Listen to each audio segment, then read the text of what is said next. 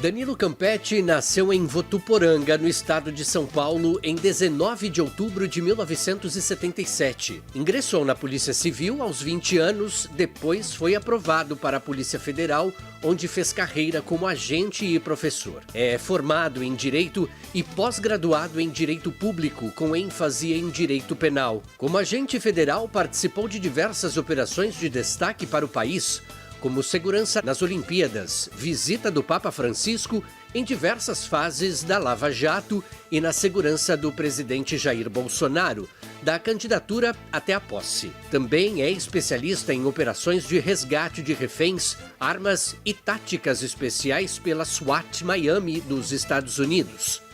Atuou ainda no Ministério da Agricultura e no Ministério da Infraestrutura como assessor especial. Tomou posse na Assembleia Legislativa do Estado de São Paulo em junho de 2024 pelo Republicanos, assumindo a vaga do colega de legenda licenciado Rui Alves, que passou a ocupar o cargo de secretário municipal de Turismo de São Paulo. Nesta 20ª legislatura, é coordenador da Frente Parlamentar em defesa da União Brasil e Israel e suas soberanias.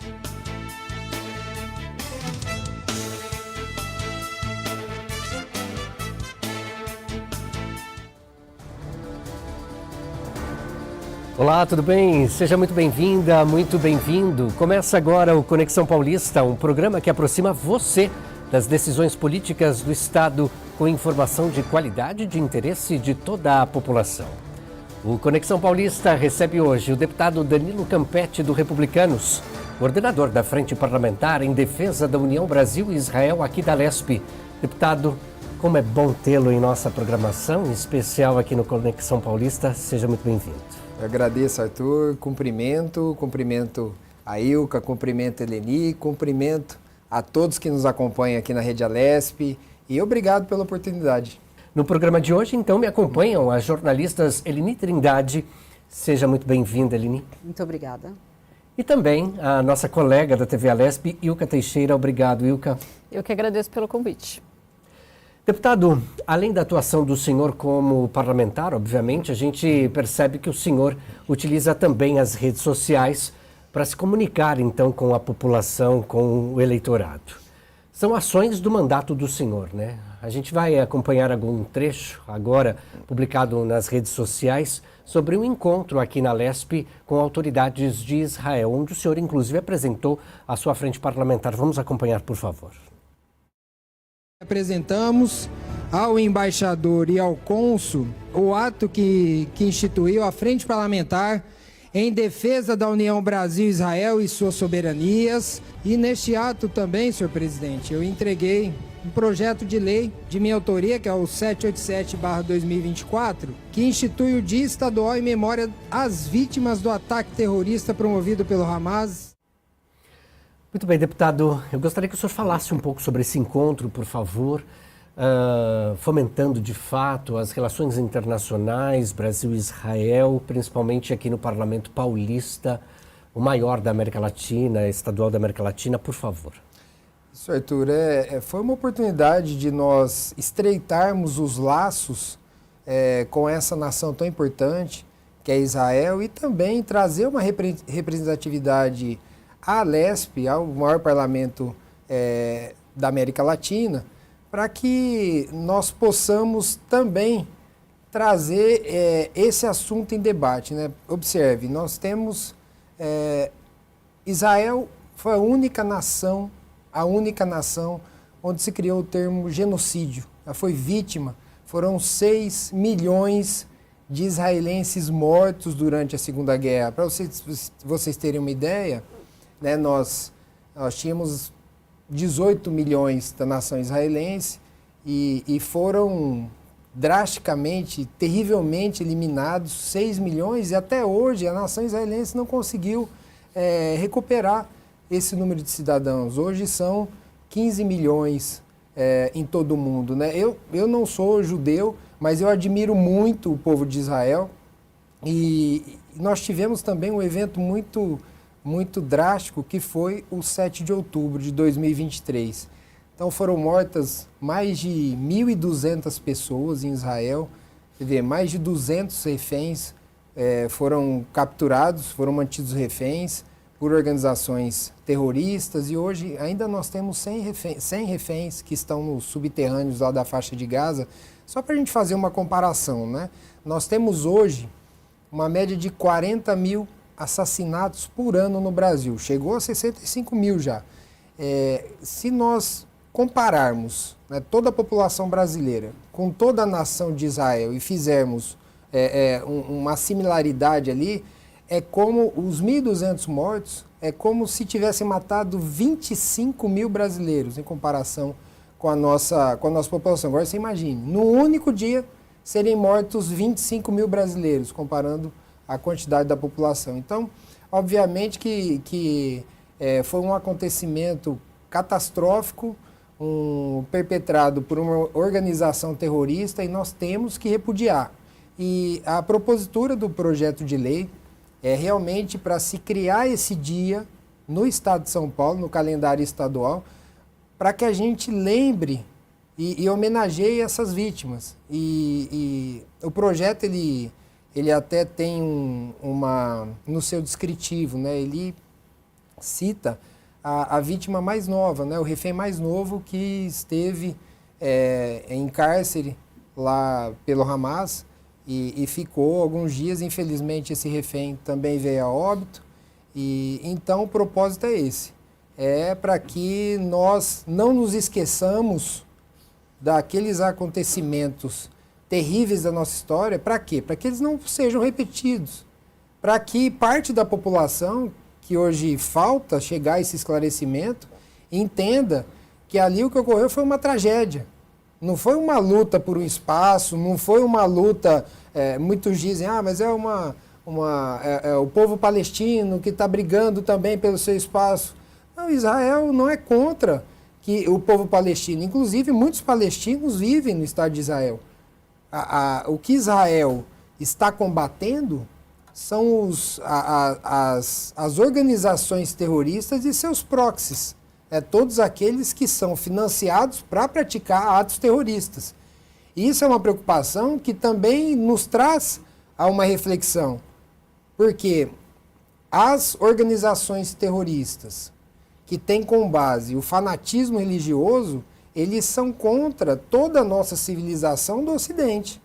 Então o ataque não é só simplesmente a Israel, que é a única democracia do Oriente Médio ali, né? O ataque, ele se estende a toda a civilização ocidental e é por isso que acaba, ao meu ver, nos atingindo também, enquanto humanidade, e é uma preocupação que deve ser mundial. Ilka Teixeira. Deputado, neste vídeo de apresentação que o Arthur fez do senhor, mostra a sua vasta experiência na segurança pública, e não só de uma maneira teórica, mas de uma maneira prática. Vou pedir para o senhor falar um pouquinho para a gente, então, de que maneira o senhor está conseguindo colocar essa experiência no seu mandato em favor da população do Estado? Então, Ilka, eu sempre tive esse propósito, né? Eu atuei muito na segurança pública, é minha profissão. Mas a partir do momento que a gente começa a se inserir na política, você abre um campo enorme para poder atuar não só na defesa e na promoção de políticas públicas voltadas especificamente na segurança pública, que na nossa concepção lida com os efeitos de um problema maior, mas eu, como parlamentar, eu posso também atuar nas causas. Estende a minha atuação, que seria só, teoricamente, na área fim da segurança, como policial, mas como parlamentar, eu consigo atuar naquelas questões que geram a insegurança pública, né? Então, aqui na LESP, óbvio, eu tenho atuado muito, eu tenho proposições voltadas à defesa da população dentro daquilo que nós entendemos que é o adequado a ser feito, que é combater o crime. E o combate ao crime, ele é feito com prisões, com leis e principalmente com o cumprimento dessas leis.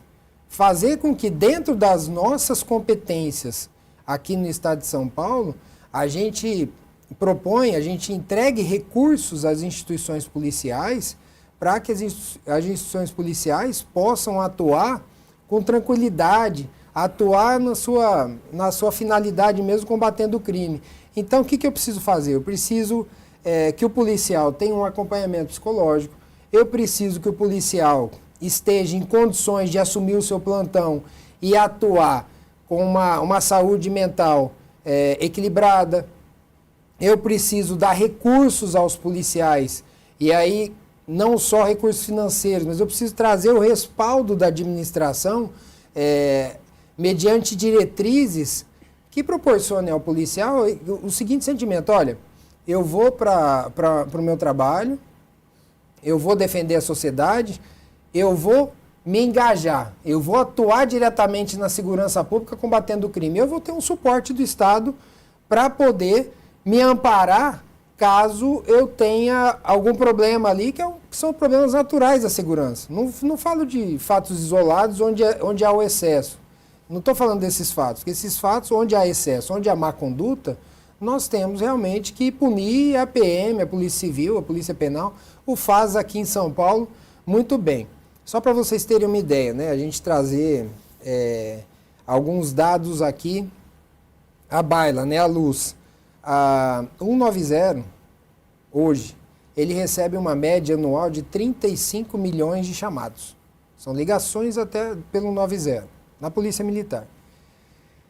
Desses 35 milhões de chamados, 18 milhões geram despachos, ou seja, a viatura vai atender no local da ocorrência. Nesse contexto, são 50 mil atendimentos dia.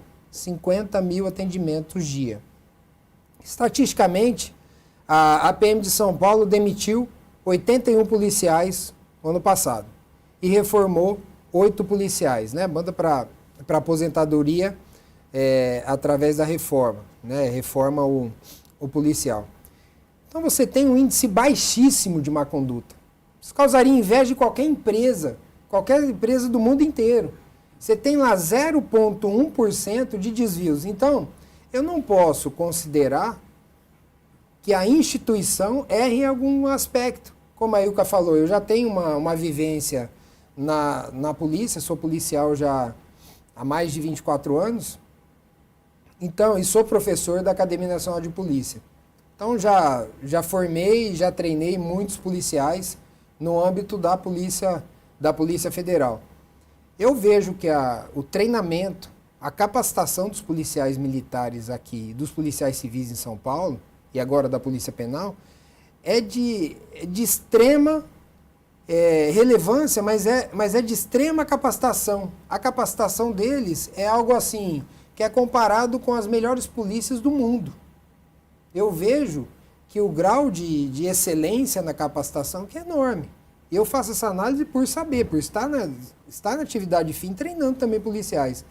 Então, você atribuir, às vezes, uma má conduta de um policial, você querer generalizar isso para toda a instituição, eu acho extremamente exagerado e não seria uma prática salutar, né? Porque você tem hoje 80 mil policiais militares, você tem 80 mil homens e mulheres chefes de família que saem das suas casas todos os dias para poder defender a sociedade. Defender aqueles que você não conhece.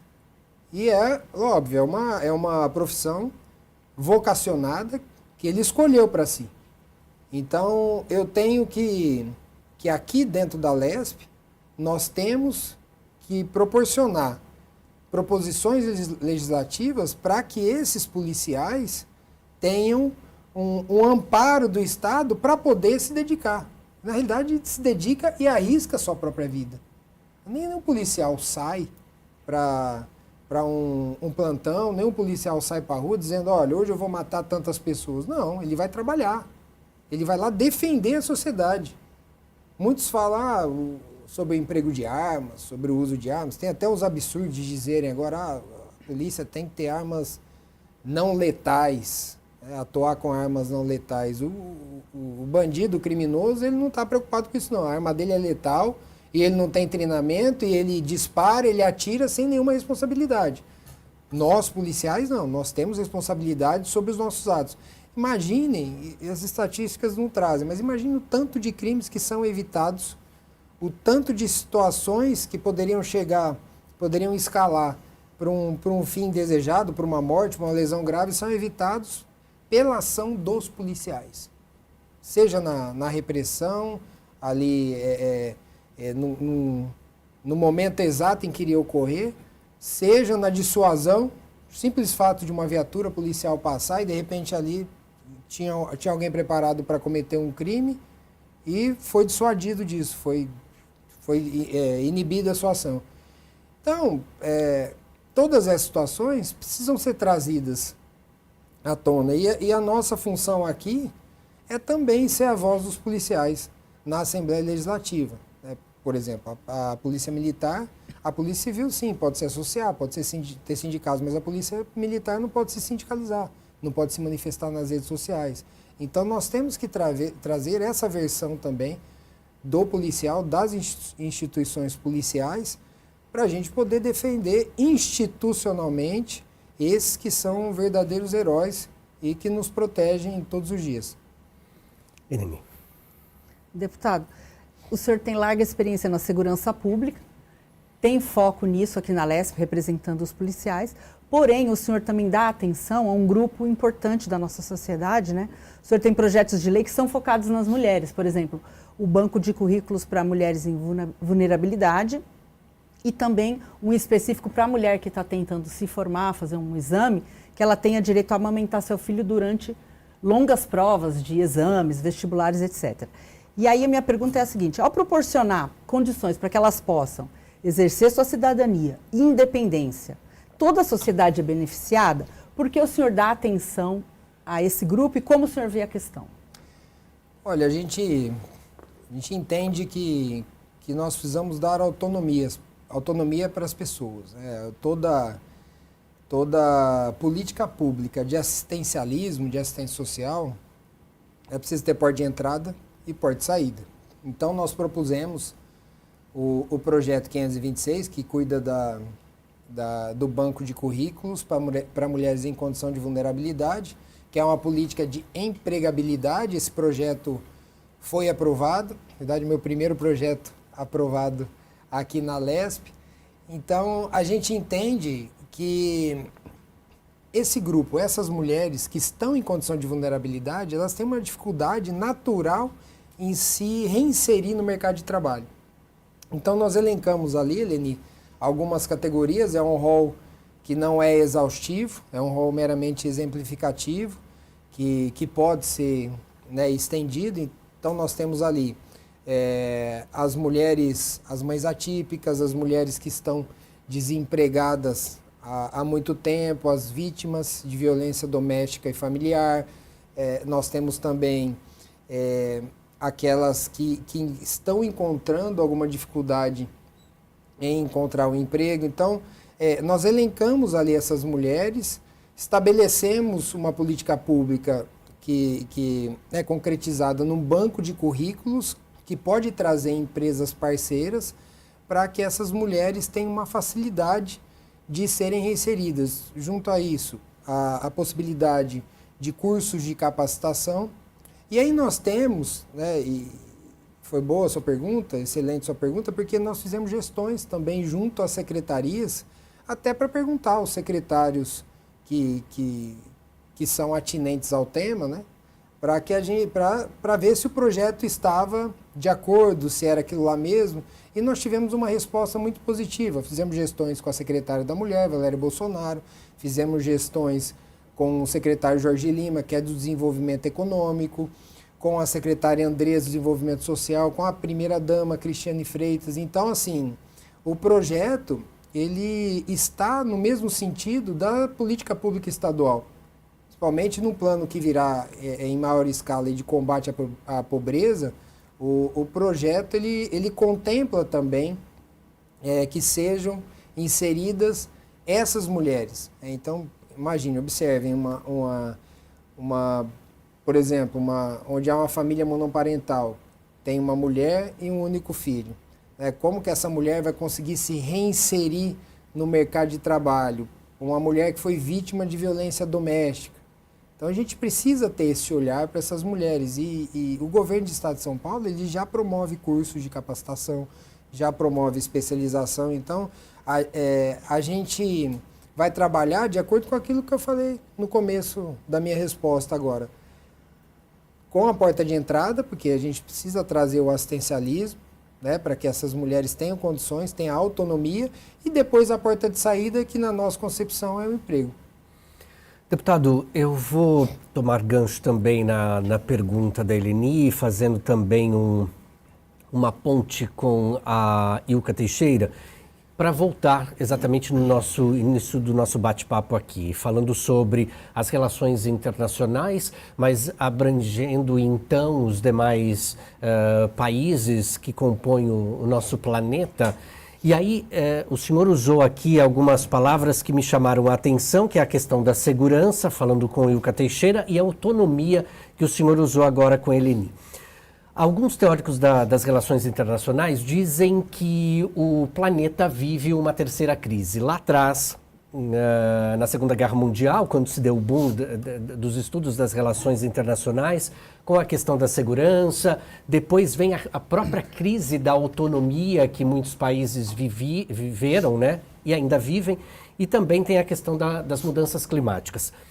Se a gente pensar, colocar esses três assuntos, essas três crises num pacote, e aí mencionando aquilo que o senhor traz como segurança, o senhor como um profissional na área, trazendo essa autonomia, puxando essa autonomia também, e é claro, mesclando as mudanças climáticas, crises que temos vivido agora, como que o senhor entende o papel do Estado de São Paulo, e o senhor como deputado estadual, obviamente, na questão da soberania do nosso país, buscando uma soberania para o Brasil, para que de fato o Brasil entrasse nesse rol, né? Já é majestoso, mas como a gente avançar muito mais nessa questão soberana do nosso Estado? Sim, Arthur, eu vejo que o Estado de São Paulo, que tem proporções de um país, né? São 44 milhões de habitantes, muito maior que muitos países, por exemplo, o Uruguai, que não tem 5 milhões de habitantes, né? Então, o Estado de São Paulo é um Estado extremamente importante, extremamente grande, vamos dizer assim, em todos os sentidos, né? A locomotiva do nosso país, né? Somos responsáveis por 1/3 do PIB do Brasil. Então assim, eu vejo que essas relações internacionais, elas têm que ser preponderantes. Seguinte sentido, eu penso que a perspectiva hoje que o governador Tarcísio coloca no Estado, não o Estado grande, gigantesco, falo no sentido, né, filosófico ali, no sentido mesmo do Estado provedor, e que ele estabelece parcerias público-privadas, eu acho que esse é o caminho.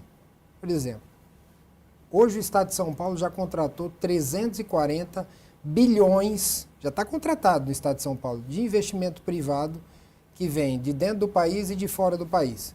Tem a previsão já de 450 bilhões nos próximos 4 anos.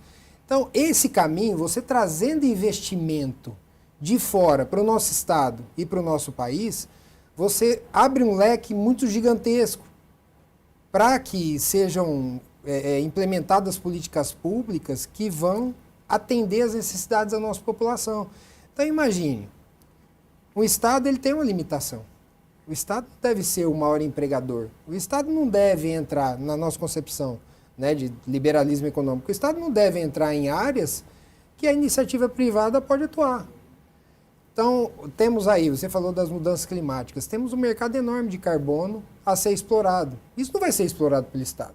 Vai ser explorado por investimentos internacionais, sabe? Parcerias que nós temos com países que eu vejo que São Paulo está muito à frente nesse contexto do que o próprio Brasil.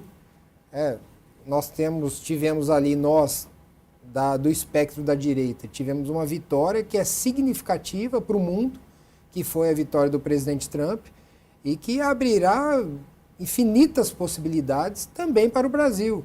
O que nós não podemos, e o que está acontecendo no governo federal, é se aliar a ditaduras e autocracias que não vão trazer nada de bom para a gente. Então, nós temos que buscar, por exemplo, Israel, as tecnologias que Israel desenvolve.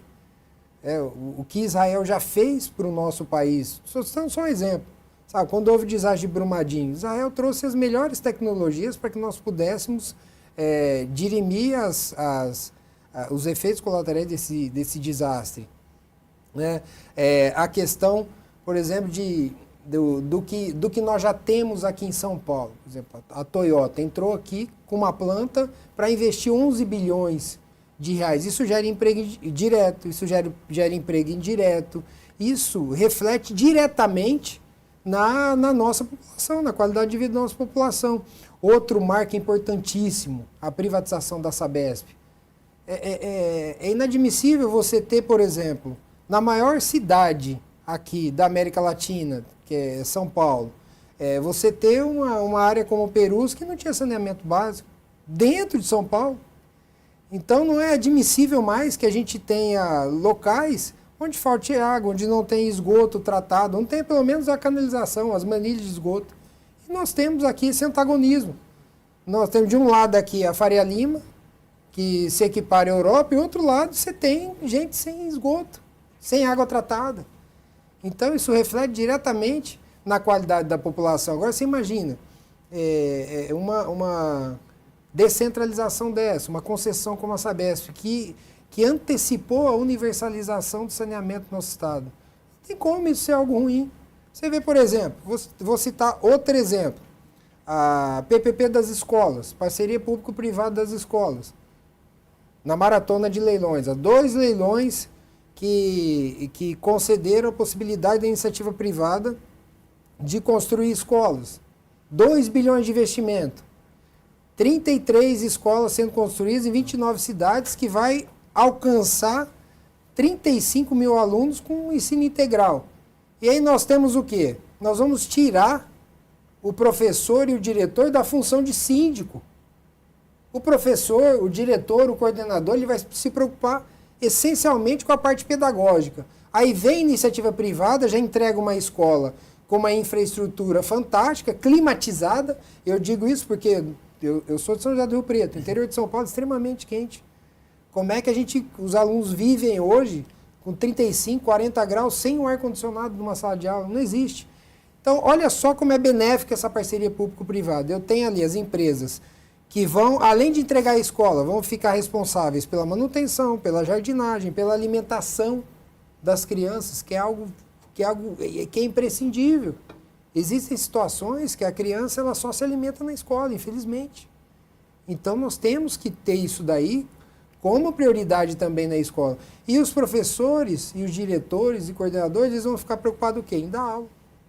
Então, olha só como se avança em parcerias público-privadas, como que é o avanço e como repercute diretamente na população. E aí fica o registro, o secretário Rafael Benini, que faz um excelente trabalho, e, lógico, também, segundo as diretrizes estabelecidas pelo governador Tarcísio.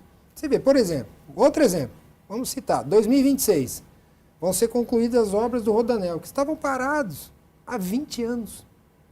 20 anos, Arthur. Imagina você, Ilka, 20 anos você demorando meia hora a mais para chegar no trajeto do seu trabalho. Imagina aquelas pessoas que precisariam ou que teriam como possibilidade a utilização do Rodoanel. E aí, esse Rodoanel ficou parado 20 anos. Imagine que ela demorou 30 minutos a mais no trajeto trabalho-casa ou casa-trabalho, que seja. Quanto tempo essas pessoas não perderam de convívio familiar, a possibilidade de fazer uma faculdade, um curso técnico? É tempo que nós perdemos de vida. Então, olha só como a conclusão de uma obra pode refletir na qualidade de vida das pessoas. Tá bom demais, né? A gente vai fazer um rápido intervalo aqui, deputado Ilka Eleni, a gente volta daqui a pouquinho. Você que está aí do outro lado, é o tempo de você tomar uma água, o deputado também, a gente já volta, até já.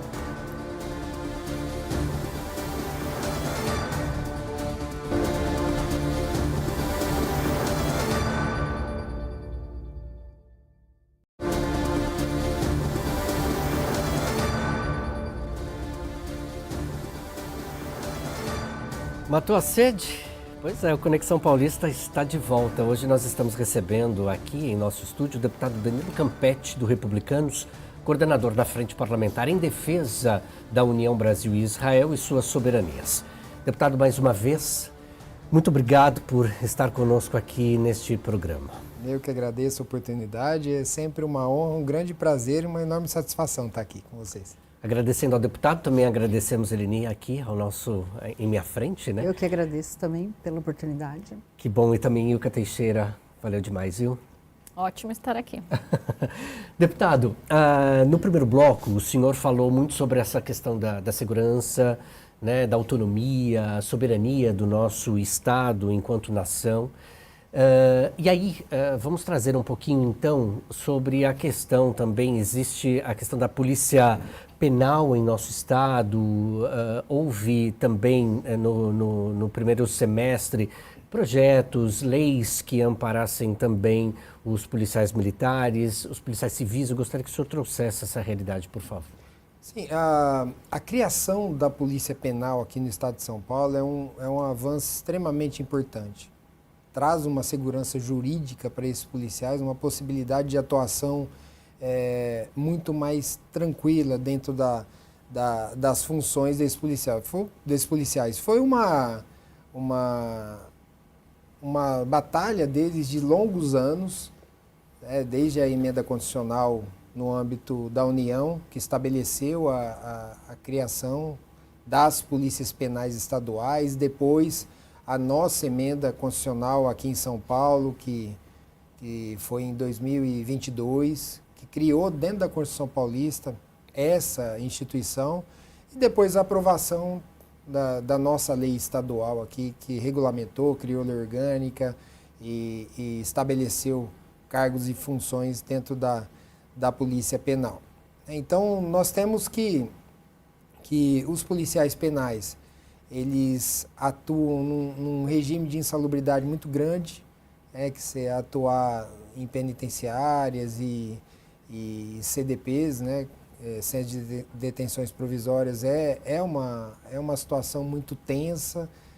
Você vive ali numa situação que, por si só, ela já é uma situação que causa uma intranquilidade para aquele servidor. Mas eu vejo que o governo do Estado tem trabalhado bem nessa questão penitenciária. Nós temos a notícia de que penitenciárias estão sendo construídas, ao que me consta, parece que vão ser entregues mais 2 ou 3. Então, assim, a lotação das penitenciárias, ela guarda hoje uma proporção que é aceitável. Então, São Paulo está nesse contexto, está muito bem administrado, né? Nós temos um montante de 500 mil presos no país. Desse montante, São Paulo corresponde a quase 200 mil. Então, é uma população carcerária muito grande. Então, precisamos amparar esses profissionais para que também tenham essa tranquilidade no trabalho, né? Com relação às polícias civil e militar, houve um processo de valorização que vem desde 2023, com o maior aumento da história das polícias, e essa política tende a continuar nos próximos anos, mas como eu havia dito anteriormente, a repercussão financeira é importante, mas você precisa também trazer o respaldo e trazer dentro das diretrizes de segurança estabelecidas pelo governo estadual, pela Secretaria de Segurança. Você tem que contemplar o amparo, o apoio e o acolhimento do policial também, e de toda a família do policial. Porque a polícia em si é uma carreira muito atacada, né? E São Paulo hoje, naturalmente ela é atacada. E São Paulo hoje se dispôs, através do governador Tarcísio, do secretário Guilherme Derrite, a realmente entrar em guerra contra as facções criminosas. A partir do momento que você toma uma atitude nesse sentido, você tem os efeitos colaterais. E nós tivemos 20 anos de descaso aqui no estado de São Paulo no combate a essas facções. Já visto que a organização criminosa maior aqui do estado de São Paulo se tornou transnacional. Eu acompanhei esse crescimento porque era policial civil. Lá em 1999, depois, através da Polícia Federal, nós passamos a combater também todas as organizações, em especial essa aqui de São Paulo, que cresceu e hoje é transnacional. Por que isso? Porque não houve um combate efetivo. Não houve políticas públicas implementadas no sentido de dar condições ao policial para que esse policial efetivamente cumpra seu mistério especialmente na questão do crime organizado. E agora não, de 2023 para cá, nós vemos, por exemplo, que o governador Tarcísio, ele implementou de forma concreta esse combate, por exemplo, que está sendo realizado no centro de São Paulo. Temos 8 bilhões de valores bloqueados dessa organização. Operações lá fecharam 72 hospedarias e hotéis. Sabe, isso na área da Cracolândia. Roubos e furtos lá diminuíram 60%. Hoje nós temos, em São Paulo, o menor índice de homicídios da história, desde a série histórica de 2005. Então, assim, são avanços que são refletidos em números. O que deve ser contestado são números. O que a oposição pode contestar ali são números. Agora, se fazer uma generalização e fazer um combate ali, um ataque às instituições, isso é só proselitismo político. Isso não leva a resultado próspero nenhum. Então eu vejo que as polícias hoje têm liberdade para atuar, como eu disse anteriormente, desvios, casos isolados serão combatidos, existem protocolos operacionais padrão que são seguidos por 99% da corporação. E é por isso, como eu disse anteriormente, que os índices de má conduta são baixíssimos. Então nós temos que prestigiar o trabalho policial. Temos que prestigiar o trabalho desses homens e mulheres que estão sim convictos, são vocacionados e defendem a nossa sociedade. Existe um outro tema, também relacionado à segurança, que é um cavalo de Troia também, ideológico, progressista, que nós falamos, né, que é o que a esquerda muito defende, que é a questão da letalidade policial. Muito se fala hoje em letalidade policial. E usam esse termo de uma forma inadequada. Quando você trabalha letalidade policial em números absolutos, você está subvertendo o índice. Eles dizem, São Paulo matou, a polícia de São Paulo matou 676 cidadãos. Então a gente já tem que considerar que houve confronto em 676 casos. Só que aí você traz o número absoluto e não correlaciona com o número de prisões.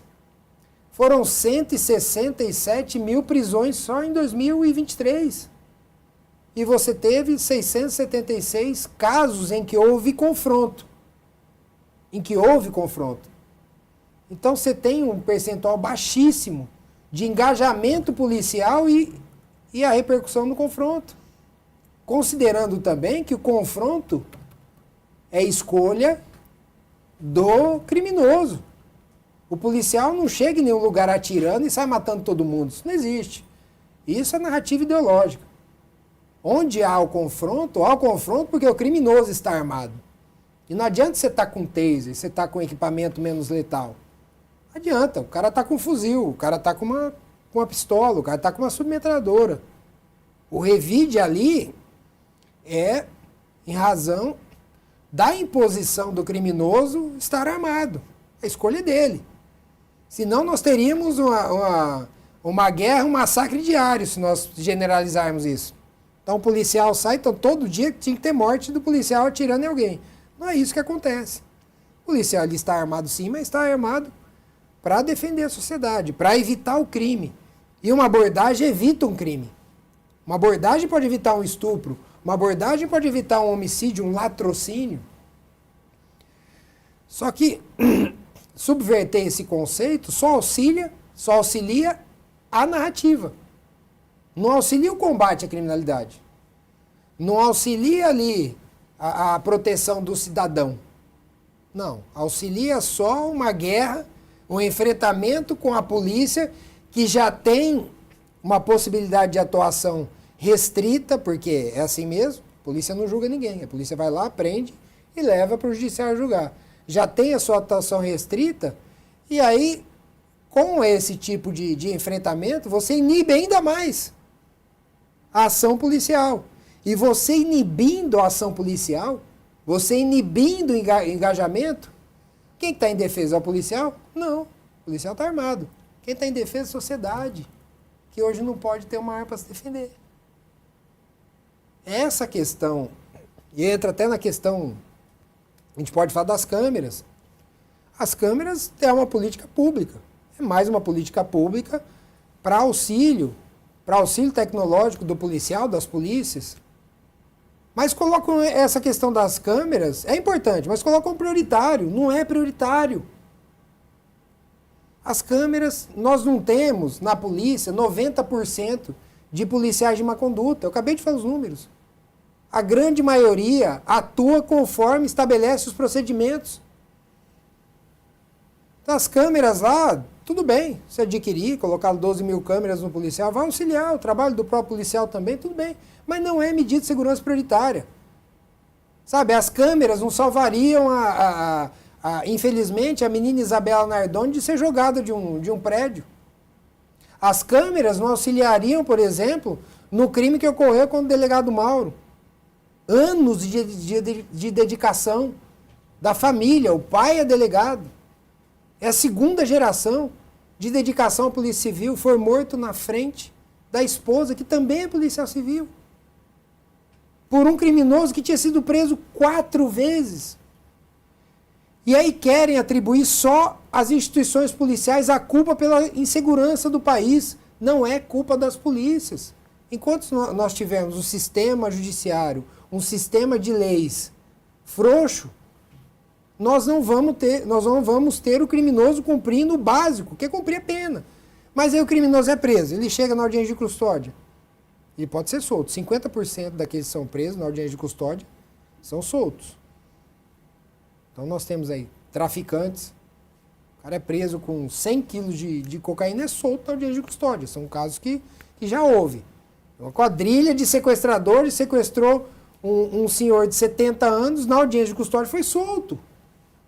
Aí o cara vai na audiência de custódia, vamos considerar que prisão preventiva. Aí chega no juiz, pode ser solto também. Considerar que a audiência de custódia segurou. Aí pode ser solto. Não foi solto, foi condenado. Aí você tem sursi, você tem livramento condicional, você tem visita íntima, você tem progressão de pena, você tem saidinha. E o criminoso, ele pergunta para ele mesmo, para si mesmo, ele fala assim, poxa, eu tenho a possibilidade de cometer um crime e ter isso de lucro. Se eu for preso, eu tenho todas essas possibilidades de sair, de ir para a rua, ou mesmo que eu fique preso, eu cumpro o 6 da pena, vou para a rua, vou para um regime semiaberto, uso a tornozeleira. Nós temos ou não um incentivo ao crime no nosso país? E aí atribuem à polícia, não. Aí vem as soluções milagrosas, né? Não, vamos colocar a câmera que vai resolver o problema. Aí o problema é da polícia. Não, vamos fazer um procedimento, vamos tirar a arma do policial e vamos colocar armas menos letais e vai resolver o problema. Não vai resolver. Não resolve o problema. O que resolve o problema é criminoso preso e leis severas. Leis severas. E que não é nada além de que o cara cumpra. Foi condenado a 20 anos, cumpra os 20 anos. Se o cara é condenado a 20 anos, ele fica 3 e vai embora. Então você tem, hoje, nessa avaliação do criminoso, ele tem um incentivo à prática do crime. Ele não vai sair da prática criminosa. E o problema não está na polícia. Ah, vamos aumentar o quadro, vamos aumentar a polícia, vamos aumentar o quadro de policiais, tá bom, ótimo. Mas vai resolver o problema? Não, porque a polícia atua no efeito. A causa não está sendo combatida. Nós temos um exemplo clássico de um traficante que recebeu um habeas corpus, foi embora para outro país, para a Bolívia, e teve o helicóptero devolvido. O helicóptero que transportava órgãos aqui, estava sendo usado pela Polícia Civil, foi devolvido, entregue ao traficante. Um bem adquirido com recursos ilícitos foi devolvido a um traficante. Como que a gente vai estabelecer o mínimo padrão de seriedade diante de um contexto. Aí vem sempre aquela coisa, não, temos que aumentar o crime, aumentar a pena do crime. Para quê? Você pode colocar 200 anos, o cara não vai cumprir. Tem que se trabalhar, aí sim, é a nossa parte. Nós temos aqui uma atuação limitada de competências estaduais, nós não estabelecemos crimes nem penas, mas temos que fazer pressão, sim, lá em Brasília, para que os deputados e senadores alterem o nosso sistema processual penal e a nossa lei de execuções penais. Foi passada ali a saidinha, terminou a saidinha, mas até agora não se concretizou. Chegam os feriados ali, as 7 saídas durante o ano, os presos saem. Por quê? Porque não regulamentou, mas já a sociedade, através dos deputados federais, dos senadores, já escolheu. Nós não queremos mais isso, mas não se consegue implementar. Porque existe um sistema de garantismo penal aqui no país. Garantismo penal é um nome bonito, né? Mas é bandidolatria, que trata o criminoso como vítima. E aí a gente não consegue ter um mínimo de segurança para a sociedade. Falar agora de um assunto que também é bastante importante para o estado de São Paulo. Agora há pouco o senhor falava da pujança econômica do nosso estado e uma das grandes estrelas desse cenário econômico é o agro. Sim. O senhor tem como base a região de São José do Rio Preto, que tem forte representatividade, né, no agro, e também é apoiador da Frente Parlamentar do Agronegócio Paulista. Como está se desenvolvendo os incentivos ao agro, em que ele contribui para o desenvolvimento do estado de São Paulo? Sim, o agro, o PIB só do agro do estado de São Paulo chegou a 608 bilhões, né, no ano passado. Então, o agro é a locomotiva do Brasil. Eu sou um defensor do agro. Eu acredito que, na época da pandemia, foi o agro que garantiu o abastecimento das nossas casas. E eu vejo que hoje o agro tem uma relevância enorme. 20% do PIB nacional, responsável por 30% de todas as exportações do país. Então, São Paulo tem que ter esse olhar pelo agro. Somos o estado com a maior produção de cana-de-açúcar e tivemos recentemente a aprovação do passaporte equestre. Tivemos também a questão da aprovação da isenção do IPVA, que também contemplou veículos à base de etanol, ônibus e caminhões. Então, incentivo também para o nosso agronegócio. Eu sou um defensor convicto, Eleni, do agro e faço parte, com muito orgulho, da Frente Parlamentar do Agronegócio. E aqui o agro é uma das minhas bandeiras também, como você disse, a região lá noroeste e o interior do nosso estado, né? Basicamente é movida ao agronegócio. Sou também da frente de rodeios e provas equestres, né? Que faz parte da nossa cultura. Então, frequento, participe, tudo que houver de proposições legislativas aqui na Assembleia que contemplem o agro, que contemplem o avanço para a agricultura, tanto de São Paulo como nacional, nós vamos apoiar, nós vamos votar a favor. Por favor, Ilka. Deputado, eu vou voltar um pouquinho no bloco passado. O senhor apresentou recentemente um projeto de lei que quer conceder a mulheres um dia de folga ao ano para que elas realizem exames preventivos, né, principalmente contra o câncer de mama, que é o que mais atinge as mulheres, infelizmente, no nosso país, e contra o HPV, o câncer do colo de útero, aliás, que é causado pelo vírus HPV, que é o 4º mais comum aqui no país também. E aí, deputado, eu já aproveito para falar que o HPV, ele tem uma vacina, né, que é ofertada ali para as crianças de 9 a 14 anos de idade e que desde 2014, 24% a menos de meninos se vacinam em comparação com as meninas. A gente está no momento aqui, então, de análise de orçamento para o próximo ano. Eu vou pedir para o senhor falar um pouquinho sobre esse projeto de lei também e de que maneira a gente pode usar esse orçamento, talvez na educação ou talvez na área da saúde, para incentivar não só esses meninos, mas também os os homens a realizarem esses tratamentos preventivos, já que, por exemplo, como nós falamos, o câncer do colo de útero é causado principalmente pelo vírus HPV e é transmitido sexualmente, então não adianta só as mulheres se prevenirem. Sim, obrigado pela pergunta. O que é extremamente importante nós levarmos o esclarecimento. O escopo do projeto de lei, além de cumprir a sua função efetiva, que é promover os exames, que é trazer ao conhecimento da população essa possibilidade, você tem um dia para poder realizar seus exames, um dia anualmente para você realizar seus exames, é também trazer esse esclarecimento, é trazer políticas públicas para que a gente alcance esses homens, esses adolescentes que estão iniciando, né, a fase da puberdade deles aí, para que eles possam, e os pais também possam ter essa perspectiva em se vacinar, em trazer ali a própria mãe. A mãe tem que fazer o exame da prevenção do câncer de mama. Nós tivemos aí um período muito, muito ruim que foi durante a pandemia, né? Então, os exames preventivos, eles ficaram suspensos. E aí, quando houve esse retorno à normalidade da nossa vida, havia ali muitas, não só cirurgias eletivas, mas situações como essa de câncer que já começaram a avançar. Então, nós tivemos um gargalo enorme na saúde. E aí, com a retomada, a partir de 2023, isso aumentou demais, teve um incremento, né, nessas cirurgias, nos atendimentos.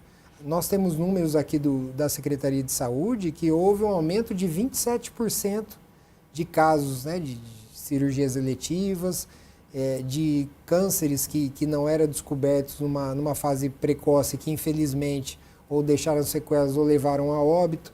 Então, a nossa perspectiva é realmente trazer esse esclarecimento. É muito propositiva a sua pergunta no que tange ao orçamento.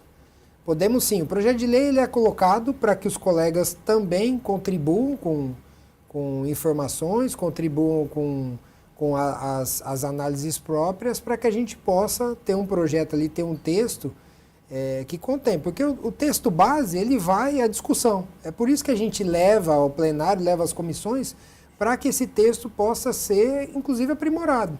E eu vejo que é uma excelente perspectiva, essa sua colocada, da questão da vacina assim, dos homens. Porque aí eu atuo também na causa, né, do câncer de colo de útero, que é a transmissão por via sexual. Então, podemos sim pensar em algo, já pensando no orçamento, né, com essa perspectiva e incrementar ou projeto de lei ou falar com o relator do orçamento para que a gente possa também trazer essa população, essa conscientização, esse esclarecimento. Eu tenho um dado aqui, o senhor destinou mais de 10 milhões de reais em emendas parlamentares para o Estado. Agora, nessa fase do orçamento, como que o senhor tem pensado exatamente as emendas para o orçamento? Nós fizemos algumas proposições, poucas emendas para o orçamento. Eu estabeleci 5 emendas que contemplam algumas situações de abrangência até estadual, que nós vamos conversar com a liderança do governo e vamos conversar também com o relator do orçamento. Mas esses 10 milhões são de transferência voluntária e eu vejo que é importantíssimo a atuação do deputado, do parlamentar, na indicação dessas emendas, porque são instituições beneficiadas, são prefeituras ali que em um momento ou outro, principalmente no custeio da saúde, que passam por necessidades, e o parlamentar ele tem essa possibilidade de auxílio. São programas que podem ser implementados, que vão beneficiar crianças, adolescentes. Então, a minha destinação foi nesse sentido, né? Entidades, prefeituras, hospitais, santas casas. Por exemplo, desses 10 milhões, eu destinei para a Santa Casa de São José do Rio Preto 840 mil para aquisição de um microscópio cirúrgico. Olha só, existem casos que são, principalmente otorrinolaringologia, questão também que envolvem envolve o tumor cerebral, alguns casos, algumas cirurgias também na caixa craniana, no cérebro, que elas são muito invasivas, né? E com esse microscópio cirúrgico, ela passa a ser menos invasiva. É um catéter que entra e que produz os mesmos efeitos do que seria a cirurgia convencional, só que sem o corte, sem a invasão, né? Que causa uma recuperação muito mais dolorosa e que causa realmente um trauma. Então, assim, a gente procura trabalhar visando trazer conforto para a nossa população, principalmente a área da saúde, que eu vejo que a saúde é uma pauta comum de todos os deputados, né? Tanto que as impositivas, necessariamente 50% das emendas impositivas devem ir para a saúde. Então, eu atuo bastante nessa área e destinei também para aquisição de veículos, ambulâncias para transporte de enfermos. Então, é a nossa forma também de ajudar diretamente a população através dessas emendas impositivas e transferências voluntárias.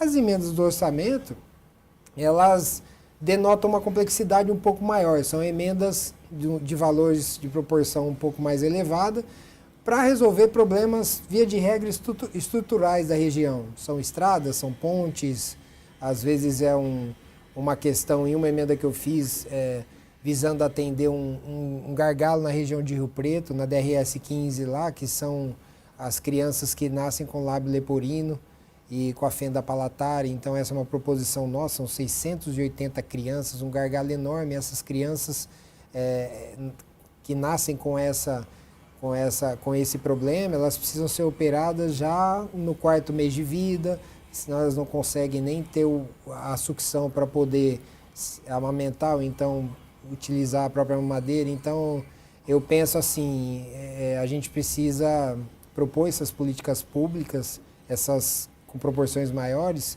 que sejam diretamente voltadas às necessidades da população. Deputado, eu gostaria de passar para as minhas colegas aqui a última questão, mas a gente está com um tempo muito limitado, então eu já gostaria que o senhor fosse amarrando todos esses essas nossas questões, esse nosso bate-papo aqui, lembrando que a gente está no finalzinho do ano, então, está acabando 2024, muita coisa deve acontecer no ano que vem. E eu gostaria que o senhor deixasse, então, uma palavra aos cidadãos, cidadãs do nosso Estado, o senhor como parlamentar desta casa, preocupado, então, com diversos assuntos que fazem a diferença para todo mundo que está do outro lado, por favor. Sim, a nossa função aqui é representação indireta da nossa democracia, da população, representar essa população e atender os anseios da nossa sociedade. Esse é meu propósito. Sou cristão, entendo que nós somos aqui instrumentos de Deus, e eu me coloco como servo de Deus para atuar em benefício dos mais necessitados, daqueles que precisam realmente que a política pública chegue até ele, né? E estamos numa época festiva, né? Dia 25 de dezembro, comemoramos aí o nascimento do nosso Salvador Jesus Cristo. Então eu desejo a todos que celebrem muito esse ano, celebrem o dom da vida, que a vida é uma dádiva, para nós aproveitem, corram atrás de seus objetivos, estejam em família, pratiquem muito a solidariedade, a caridade, exerçam muito a nossa função de cidadão e que 2025 é um ano que promete muito, é um ano que nós pretendemos aqui continuar, né, no nosso trabalho legislativo, temos muitos projetos e vamos continuar aí atendendo as perspectivas, né, dos nossos eleitores, e eu tenho certeza que vai dar tudo certo, né? Deus está no comando, que Deus abençoe a todos, um ano novo repleto de realizações, a todos vocês e a quem nos acompanha. Amém. Deputado, muito obrigado pela participação, muito obrigado pelos esclarecimentos, pelos ensinamentos que o senhor nos passou aqui, muito obrigado. Obrigado, eu que agradeço a oportunidade novamente.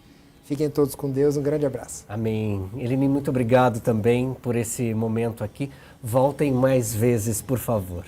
Muito obrigada e sucesso a todos. Ilka Teixeira, gratidão. Eu que agradeço pelo convite, agradeço também ao deputado pelos esclarecimentos. E você já sabe, toda quinta-feira, às 9 da noite, você confere uma entrevista exclusiva aqui no Conexão Paulista. Muito obrigado pela sua companhia. A gente se encontra na programação da Rede Alesp. Tchau.